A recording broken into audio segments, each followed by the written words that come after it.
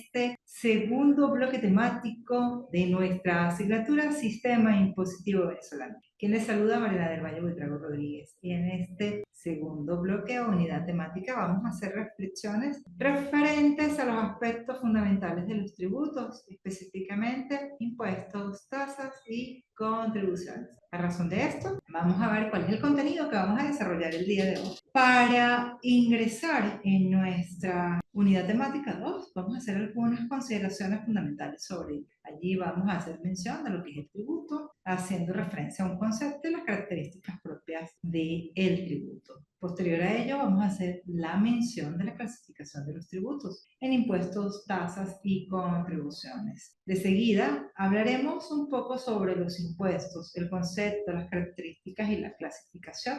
Y pasaremos posterior a hacer la mención de las tasas, señalando cuál es el concepto de tasas, las características de las tasas y por supuesto vamos a hablar un poquito sobre la clasificación de las tasas. Para finalizar con el concepto de lo que son las contribuciones, las características y la clasificación. Así las cosas y sin más preámbulos, vamos ya a sumergirnos en el desarrollo del contenido de este bloque temático número 2. Y nuestro primer punto, el tributo. Debemos mencionar que el tributo no es una figura de estos últimos años, ¿no? De hecho, en la época antigua existía el tributo que se debía pagar bien por tener una tierra, bien por tener esclavos, bien por cultivar sobre una tierra. Se debía pagar. Tan es así que en algunos textos bíblicos conseguimos la palabra de tributos y hay algunas reflexiones de la figura del tributo, específicamente en alguno de los apóstoles que acompañó a Jesús en esa historia bíblica.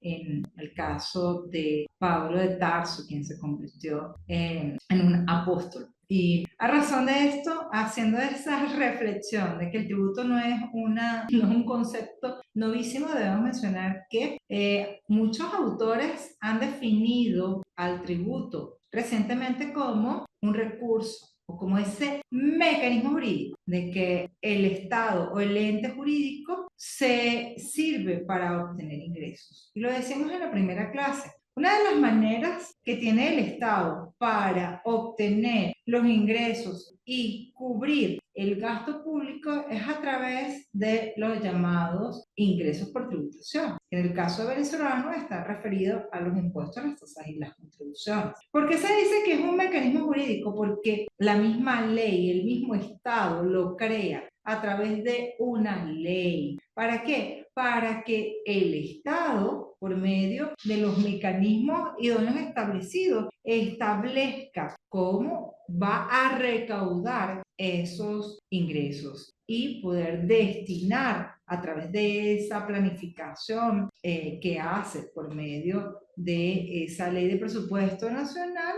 el gasto público. Entonces, a razón de esto, podemos mencionar que la definición presentada por el doctor Said de Bujanda en el año 1999 es muy pertinente al hacer referencia a que el tributo es ese mecanismo jurídico del cual se vale ese ente público, administración tributaria, para obtener ingresos y cubrir los gastos públicos. Por su parte, el doctor Héctor Villegas en el año 1980 estableció que el tributo viene a ser una prestación que generalmente es en dinero, que va a exigir el Estado y lo exige por medio de ese poder de imperio del cual hablábamos en la clase pasada. Ese poder en donde el Estado nos constriñe, nos obliga, no nos consulta, nos dice usted tiene que hacer esto y ya. Sobre la capacidad contributiva, es decir, si yo tengo una cantidad de dinero producto de mi actividad laboral, producto de alguna donación, de alguna herencia, debo saber que efectivamente tengo que pagar impuesto al Estado, porque eso es lo que va a permitir que el Estado pueda satisfacer las necesidades públicas. Es decir, estas contribuciones de carácter obligadas que debo entregar como deber al Estado me va a permitir cumplir con esa coadyuva que tiene el Estado a la obtención de los fines, seguridad jurídica, bien común y justicia. Por eso la definición que otorga el doctor Héctor Villegas es muy pertinente al mencionar que el tributo son todas esas prestaciones comúnmente en dinero, porque hay otros países que no solamente perciben como tributo esas cantidades de dinero, sino también el trabajo personal del obligado. Y obviamente va a recibirlo el Estado a través de la administración tributaria y lo ejerce por medio de ese poder de imperio, es decir, ese poder que nos constriñe, que nos exige, que nos obliga a la ejecución de determinadas obligaciones de carácter tributario y que va en función de nuestra capacidad contributiva. Recordemos que en la comunidad pasada veíamos esos principios que sostenían el sistema tributario venezolano y decíamos que uno de esos principios era la capacidad contributiva. A mayor ingreso, a mayor obtención de riqueza, nosotros debemos hacer el pago de, esa, de ese tributo. Y deben estar previstos en una ley, en el sentido de que si no está dispuesto en una ley esos elementos estructurales del tributo, los cuales ustedes hicieron su reflexión en la actividad pasada, haciendo mención al hecho imponible, la base imponible, la alícuota, los sujetos pasivos, pues evidentemente no puede existir tributo. Y todo esto va a confluir para que el Estado pueda cubrir los gastos que demanda los fines públicos, que son el bien común, la seguridad jurídica y por si fuera poco la justicia. Entonces, habiendo revisado estas dos definiciones que nos presenta la doctrina especializada, vamos ahora a revisar cuáles son las características que pueden surgir de las mismas. La primera es que el tributo encuadra dentro de las llamadas obligaciones de dar. Dentro del mundo de las obligaciones jurídicas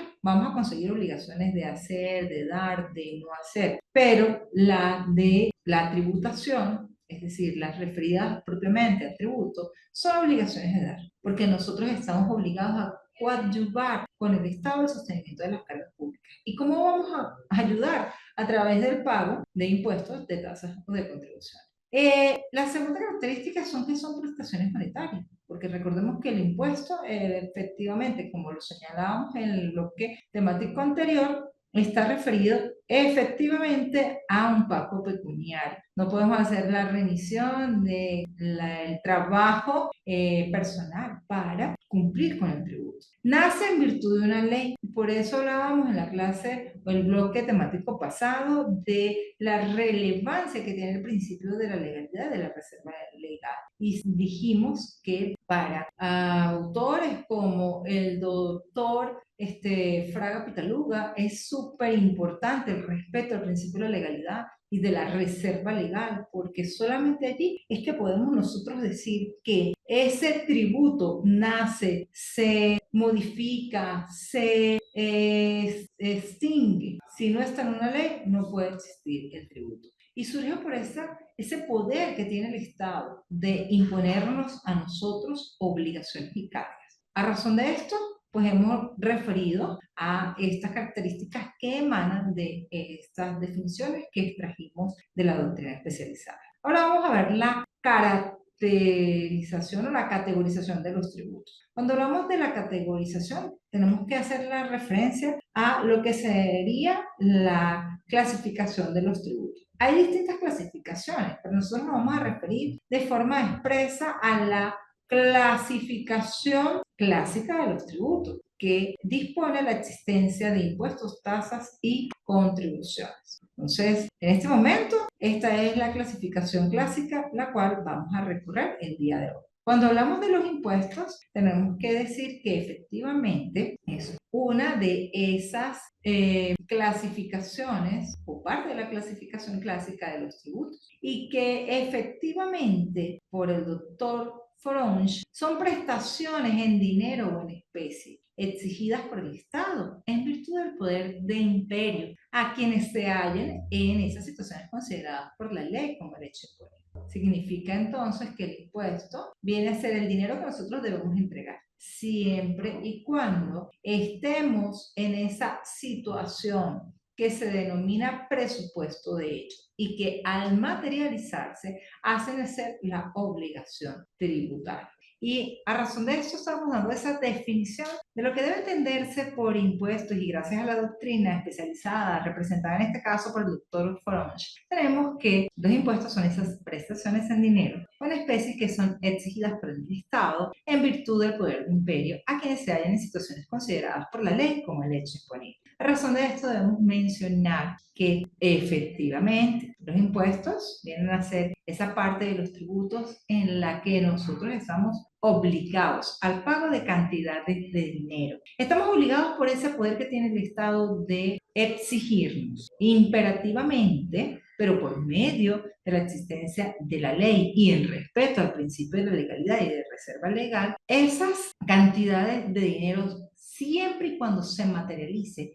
el hecho imponible que está previsto en la ley. Y decíamos esto a razón de que el hecho imponible es ese presupuesto que ha sido dimensionado, que ha sido pensado, ha sido reflexionado por la autoridad competente, por considerarlo que puede generar el nacimiento de una obligación tributaria. Y en caso de que nosotros nos encontremos en esa actuación, sabemos que indefectiblemente estamos obligados al pago de esas cantidades de dinero. En el ejemplo que usábamos en el bloque o en la unidad temática pasada, hacíamos mención de la adquisición del detergente en el supermercado. Decimos que tenemos que hacer el pago del impuesto al valor agregado debido a que cuando nosotros estamos adquiriendo ese bien de carácter mueble, sabemos que ese bien tiene un costo específico y que ese costo específico es la base imponible y que sobre esa base imponible se le va a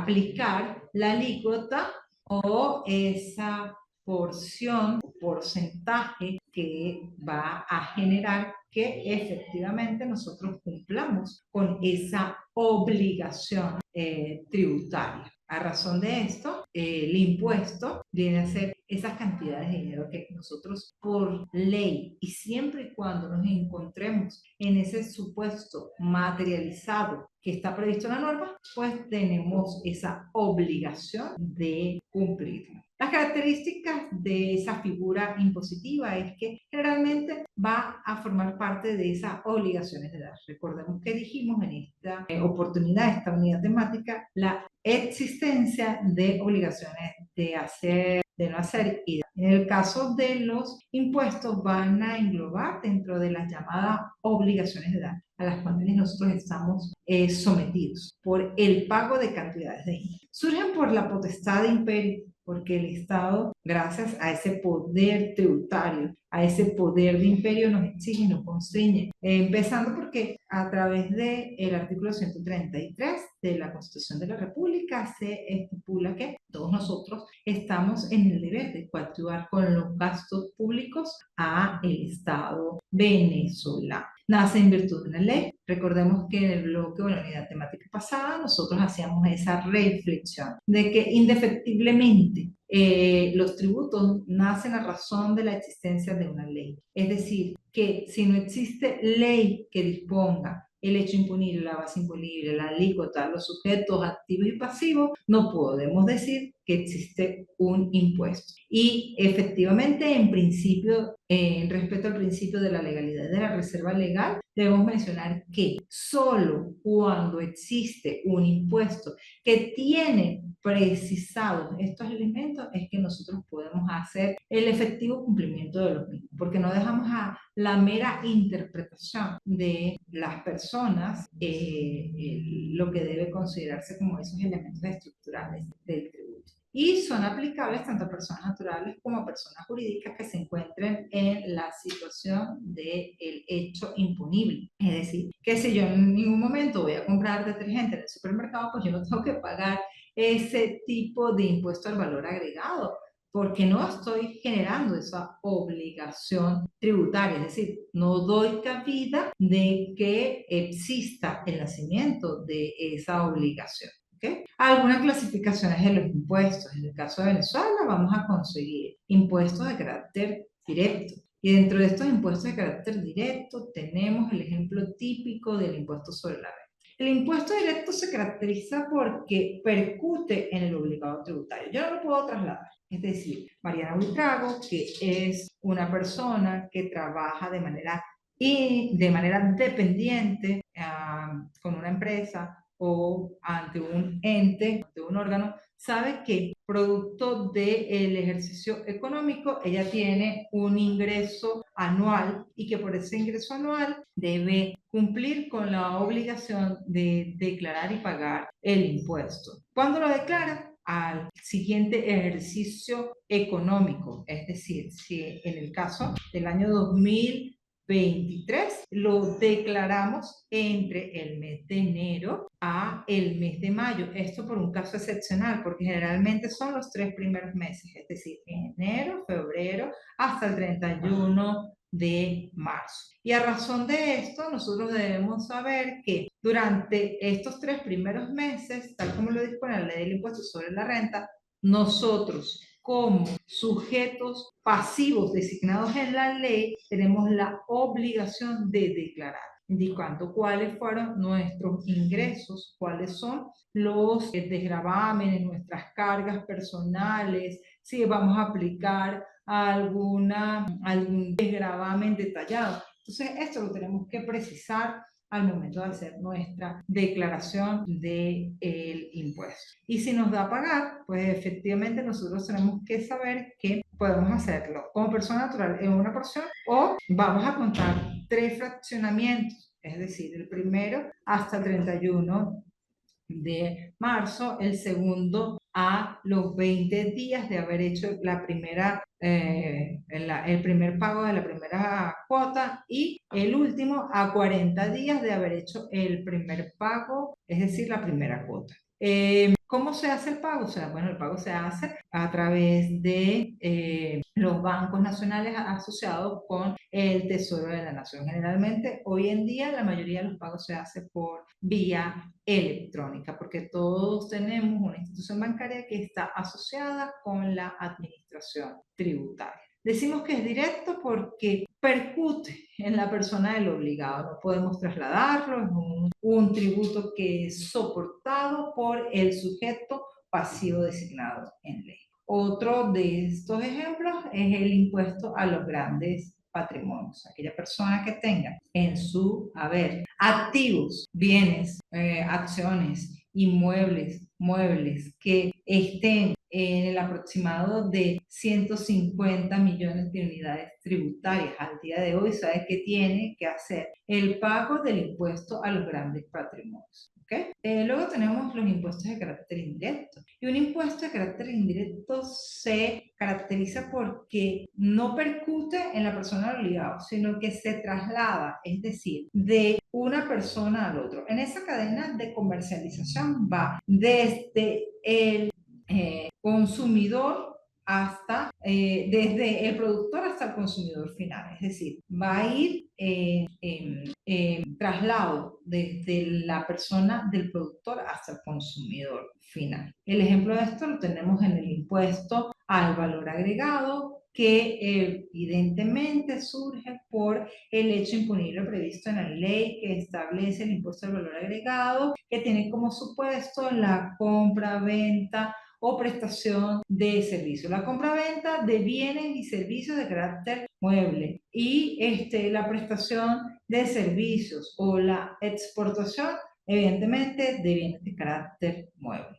que en principio tiene una tarifa o alícuota del 10%, pero recordemos que existen unas tarifas que pueden ser superiores, como en el caso de que nosotros adquiramos un bien de consumo suntuario, es decir, una champán o un caviar. Entonces sabemos que vamos a pagar en primer momento el 16% que corresponde al IVA, pero además de ellos le vamos a agregar un 15% correspondiente a el porcentaje de IVA por consumo suntuario o por la adquisición de un bien de gran valor. Luego tenemos los impuestos que son personales y estos obedecen al hecho de que son aquellos que se estructuran y definen teniendo en cuenta a un determinado sujeto. Ejemplo de ellos tenemos el impuesto sobre la renta. ¿Quiénes van a pagar el impuesto sobre la renta? Personas naturales, personas jurídicas que son residentes en Venezuela, es decir, que han tenido más de 183 días en Venezuela, realizando actividad económica, obteniendo enriquecimientos netos disponibles, líquidos exigibles, y efectivamente este tipo impositivo hace que la persona natural que esté domiciliada o residenciada en Venezuela y tenga esa característica deba tributar este tipo impositivo porque es un impuesto de corte personal. Los reales, por su parte, se diferencian de los personales porque los reales no están relacionados con las circunstancias personales del obligado tributario. Es decir, aquí no importa si tiene alguna carga, si tiene algún desgravamen, no, porque el porcentaje de la alícuota o la cantidad proporcional aplicable va a ser independiente de si tiene desgravámenes, si tiene cargas. Aquí lo que importa es la actividad que se haya ejecutado. Tenemos impuestos de base progresiva y de base proporcional. Cuando hablamos de base progresiva es este impuesto que va a ir increciendo o en aumento a razón de la mayor capacidad económica del obligado tributario. Ejemplo típico, el impuesto sobre la renta en Venezuela. Existe un porcentaje y este va a depender. Por ejemplo, en persona natural, tarifa 1, si yo tuve un enriquecimiento hasta de 1000 unidades tributarias, recordemos que la unidad tributaria está en 9 bolívares el día de hoy, pues el porcentaje que se me va a aplicar es del 6%. Pero si por el contrario, yo obtuve un enriquecimiento de más de 6000 unidades tributarias, sé que como es la mayor tarifa dentro, o la mayor escala dentro de la tarifa número 1, me van a aplicar el máximo que es 34%. En caso de la existencia de tributos o de impuestos de base proporcional, tenemos que mencionar que estos están referidos siempre a una cuota preestablecida, una alícuota establecida. Ejemplo es el 16% del IVA. Luego tenemos las tasas, y cuando hablamos de tasas, es necesario mencionar que las tasas es otro tipo impositivo que está referido a la prestación de un servicio público por parte del Estado, y a razón de eso nosotros tenemos que hacer el pago de esa cantidad de dinero, que efectivamente la tasa se crea por ley, pero a razón de esto tenemos que hacer la reflexión de lo que la doctrina dispone acerca de las tasas. A razón de esto vamos a mencionar la definición que nos presenta el doctor Candal, quien señala dentro de sus anotaciones que las tasas son retribuciones que obtiene el Estado por la prestación de determinados servicios. Las mismas tienen un carácter voluntario y pues se pagan en virtud de la demanda de un servicio y envuelven siempre la idea de retribución por el mismo, pues nada se debe pagar si no se hace uso de él. Significa entonces que en el caso de las tasas, si yo no hago uso de ese servicio público, no tengo necesariamente que pagar esa actividad que no desempeñó el Estado. Ejemplo de esto tenemos las tasas de registros. Por ejemplo, cuando yo voy a inscribir un título en el registro público, bueno, entonces sé que yo tengo que pagar efectivamente las tasas que ha dispuesto la administración tributaria a través de la forma 16 que hoy en día se hace de manera electrónica. Entonces, para registrar un título de administrador, contador, de licenciado, para usted contar, nosotros tenemos previamente que pagar esa tasa a la administración tributaria. Por su parte, Harash, otro doctrinario reconocido dentro del mundo de la tributación y del derecho financiero, ha dispuesto que la tasa es ese tributo caracterizado por la prestación de un servicio público individualizado del sujeto pasivo. Y se entiende que como tributo es un recurso obligatorio cuya fuente es la ley y tiene carácter coercitivo. Otro ejemplo de tasas a nivel de Venezuela, tenemos el pago de las tasas aeroportuarias. Cuando nosotros vamos a salir por algún aeropuerto a un viaje del extranjero, sabemos que existe el pago de una tasa dentro del tiquete o boleto de viaje. Entonces allí sabemos que indefectiblemente tenemos que hacer el pago de esas cantidades de dinero que van a permitir seguir sufragando ese servicio público que nosotros hemos solicitado a el Estado y que efectivamente están previstos en una ley y que nos exigen a nosotros producto de ese poder de imperio que tiene el Estado. Las características de las tasas. Primero es, las tasas nacen en virtud de una ley. No podemos decir que nos van a cobrar una tasa que no esté en una ley que así lo disponga. ¿Okay? Tienen carácter tributario porque vienen a conformar parte de esa clasificación de los tributos que hemos venido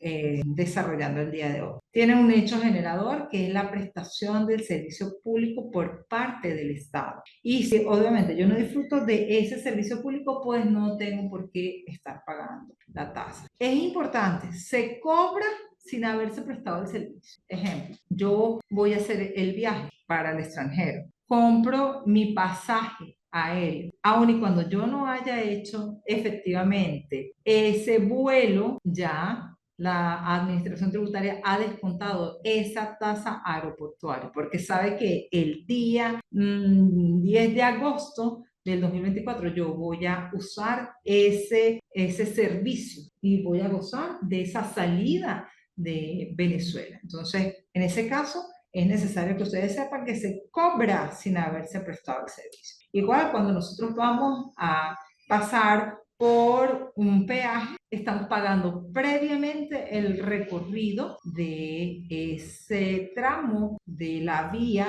que está sometido o bien a una concesión o a esa actividad llevada a cabo por el Estado.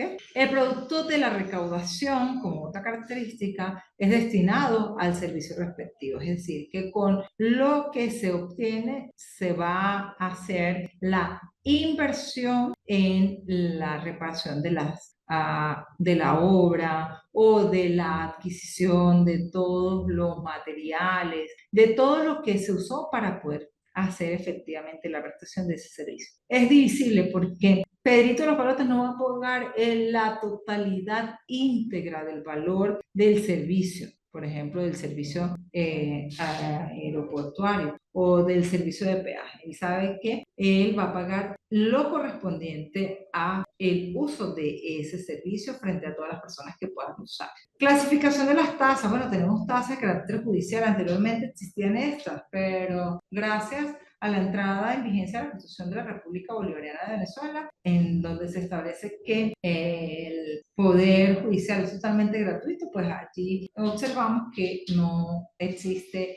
el pago de ninguna tasa legal en materia de actividad de administración de justicia. Luego tenemos las administrativas. Aquí vamos a conseguir aquellas que se refieren a las concesiones y legalización de documentos y de certificaciones. Ejemplo de esto, cuando nosotros vamos a registrar el documento de propiedad o de una mejora de un bien inmueble, pues evidentemente nosotros tenemos que pagar esa inclusión de o bien una nota marginal en el documento de propiedad. Entonces tenemos que pagar una tasa administrativa. Luego tenemos por control y fiscalización de licencias. Imaginemos que nosotros tenemos en este momento una licorería. Y si nosotros tenemos la licorería, necesitamos de la autorización y de la fiscalización por parte de la alcaldía. Y por eso tenemos que pagar la licencia de licores en nuestra respectiva municipalidad para que la autoridad competente realice esas fiscalizaciones, esas visitas y también nos permita seguir realizando la explotación de esa actividad económica. Tenemos también por inscripción en los registros públicos. Cuando ustedes egresen de esta institución educativa, saben que van a obtener un título que les acredita como licenciados. Pero para hacer efectiva la inscripción de ese título en el registro público, nosotros tenemos que pagar unas tasas a través, en primer momento, de la forma 16 para poder hacer efectivo la inscripción en el registro público de nuestro título de licenciado y actuaciones administrativas en general, todas aquellas que puedan englobar, como el caso de las tasas aeroportuarias, de las tasas por uso de terminal público, por peajes, entre otros. Luego tenemos las contribuciones de carácter especial. Cuando hablamos de contribuciones de carácter especial, debemos mencionar como lo hace o lo establece o manifiesta la doctrina especializada en cabeza de Fonroche, que son tributos de carácter obligatorio, debidos en razón de beneficios individuales o de realización de obras o gastos públicos o especiales, actividades del Estado.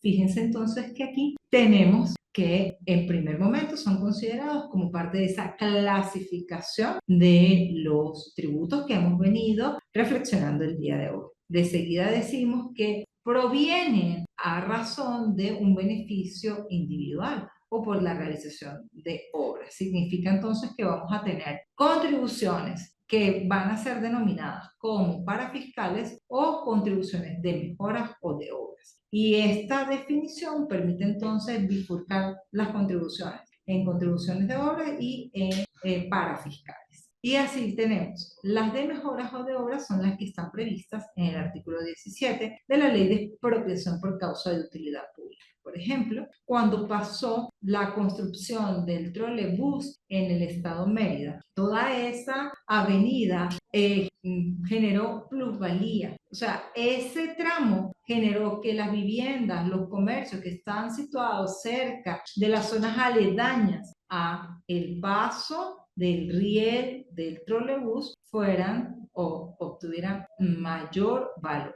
Por eso es que se establece que estas obras van a generar una plusvalía o mejora y que por tanto estas mejoras son necesarias y deben ser pagadas a través de esa contribución de carácter especial. Y las parafiscales tenemos el caso del INSES, de los seguros sociales y del ahorro habitacional. Todas ellas deben ser pagadas por los empresarios, producto de tener dentro de su nómina a trabajadores. El INSE, recordemos que es el Instituto Nacional de Capacitación Socialista, es un instituto de educación en donde los llamados las personas que son los futuros trabajadores o aprendices, llamados aprendices en Venezuela, tienen que formarse para tener un arte o un oficio. Luego tenemos el Seguro Social, que da asistencia médica, pero no solamente asistencia médica a los afiliados, sino también puede responder por los gastos de nupcias o por el caso de exequias fúnebres. Y por eso es que las empresas deberán pagar dependiendo del tipo de actividad económica que ejecuten, si es una actividad que se denomina de riesgo o no riesgosa o más riesgosa, pues entonces allí se va a tener que pagar en función de la actividad que realicen. Y el ahorro habitacional, también conocido como el FAE, es otra de esas contribuciones parafiscales que debe pagar de forma mensual el trabajador y el patrono en función de un porcentaje que está previsto en la ley y que se debe presentar para que, llegado el momento, se tengan todas las cotizaciones exigidas, pues la persona pueda aspirar efectivamente a esa política habitacional. Les dejo las referencias que ustedes pueden usar para poder ampliar un poco más este tema. De la misma manera, les comento que la evaluación que ha sido establecida está en función de lo que se denomina una exposición oral individual que usted tiene que hacer e incorporar en los lapsos establecidos para la evaluación.